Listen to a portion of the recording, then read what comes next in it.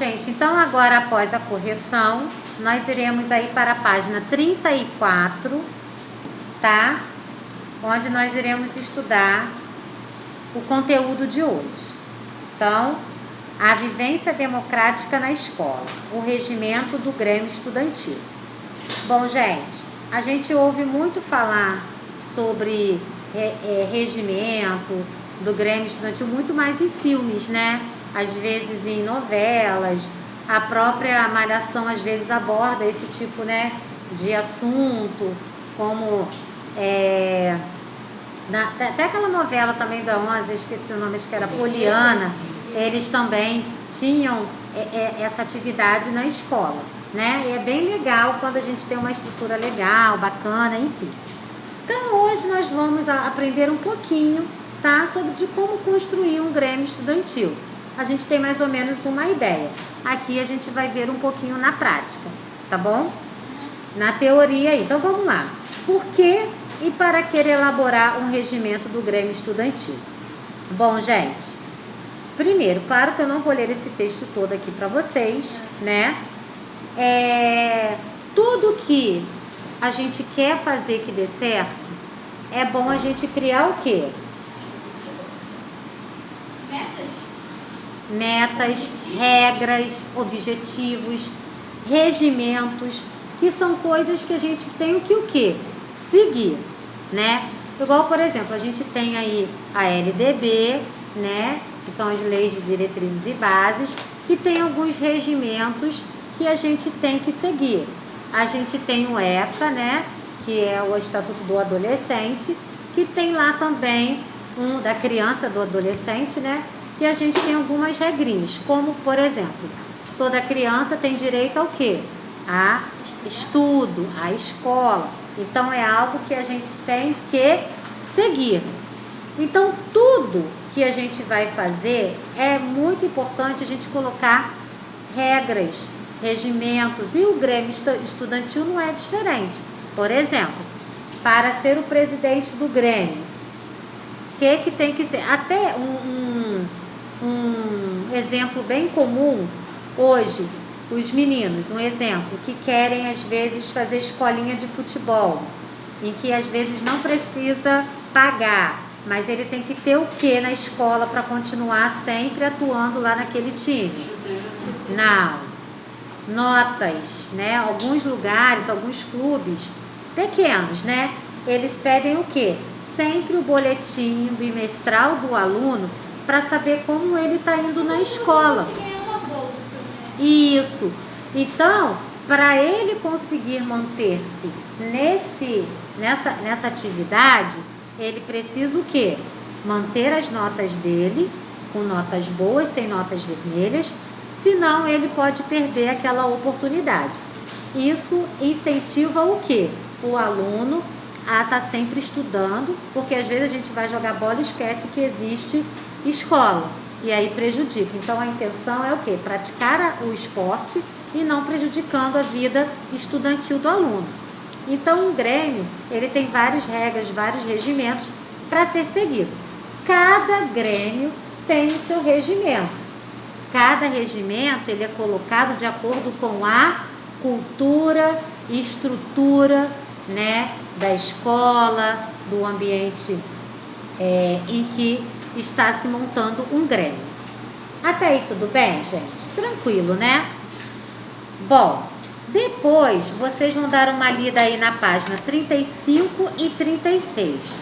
Aí, turma, eu tenho um exemplo, tá, de um Grêmio Estudantil do Colégio Estadual Carlos Gomes. Esse Grêmio, ele é feito pelo ensino fundamental e médio. Oi? Tá? Então, esse texto aí, vocês vão dar uma lida, que eu tenho vários capítulos, artigos, tá? E parágrafos, no qual tem as regras, tá? Só vou falar aqui o primeiro. Por exemplo, parágrafo único. As atividades do Grêmio reger-se-ão pelo presente estatuto aprovado em Assembleia Geral convocada para este fim. Artigo 2º. O Grêmio tem por objetivos. Aí eu tenho os 4 objetivos, esses 5 objetivos aí. Representar por dignamente o campo discente, defender os interesses individuais e coletivos dos alunos do colégio. Então aí vai colocar tudo em prol ao quê? Para a escola, para os alunos, tá? Depois vocês vão dar uma lida aí. Lá na página 36, eu tenho aí esse título: Como se constrói os regimentos de um Grêmio estudantil. Bom, gente, os elementos macroestruturais de um regimento de um Grêmio estudantil são, em geral, bem rígidos. Eles se organizam em capítulos, tá? Como vocês acabaram, vão ler um regimento dessa escola aí, Carlos Gomes, vocês vão entender melhor como montar um Grêmio estudantil. As regras, elas têm que ser bem rígidas. Para quê? Para que dê certo, para que não tenha nenhuma brecha para acontecer alguma coisa e falar: ah, mas aconteceu isso porque lá no capítulo 3, no parágrafo 2, está dizendo que poderia. Então tem que ser tudo muito... É igual às leis que a gente tem. Tem que ser bem elaboradas para que se não tenha brechas para a gente falhar e não ter uma certa punição, tá? Não é ficar preso não, tá, gente? Às vezes punição é de quê?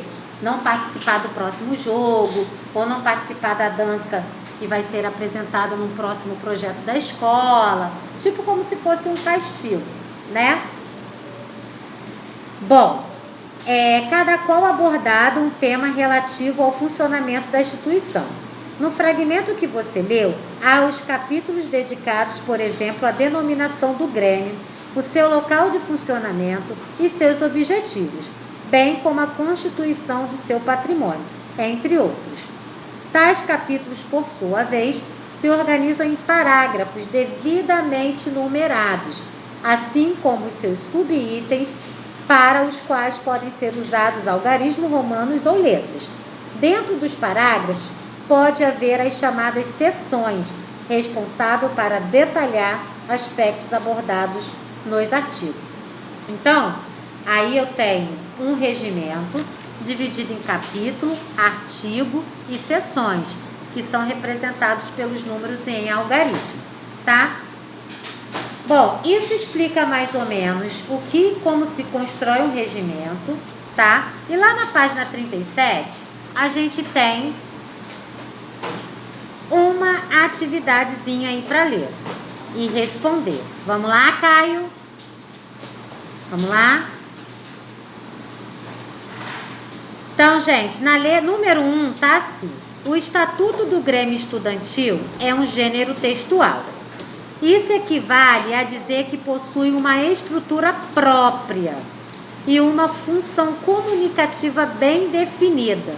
Escreva um pequeno parágrafo justificando essa afirmativa. Ou seja, vocês vão escrever um pequeno parágrafo aí justificando como que se tem que ser feito um Grêmio estudantil. Lembra que eu falei? Tem que ser feito com regras rígidas, tá? Aí vocês leiam anteriormente para tentar responder essa daí. Uma linguagem clara, né? Para que todos possam ler e entender. A número 2, compreender um texto passa necessariamente pelo conhecimento do significado das palavras. No caso do Estatuto do Grêmio Estudantil, algumas palavras são essenciais para o entendimento do artigo em que são usados. É o caso, por exemplo, de discente, patrimônio, auferido, terceiros e tesoureiro. Consulte um dicionário e apresente o sinônimo para cada um deles. Então, vocês podem aí, quem não tem dicionário, pesquisar na internet aí, mas eu não quero que vocês dizem o que é discente. Eu quero que vocês coloquem um sinônimo da palavra discente. Entenderam? E a número 3, releia a seção 3 da diretoria, artigo 15. Em seguida, formule uma hipótese para a função que cabe aos seguintes cargos: diretor da imprensa, e diretor de saúde e meio ambiente. Então, vocês vão lá no artigo, na seção 3, que é diretoria, artigo 15, e vocês vão dizer qual é a função que cabe aos cargos de diretor da imprensa, ou seja, o que eles deverão fazer, quais são os objetivos, tá? E o diretor de saúde e de meio ambiente, qual é a obrigação dele, qual é o papel dele. Por exemplo, o papel do professor é explicar a matéria, né? Corrigir, né? A gente também tem aquele papel de educar, de colocar alguns valores, né? O papel do professor, né?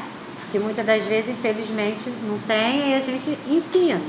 Então, qual é o papel no caso desses dois cargos?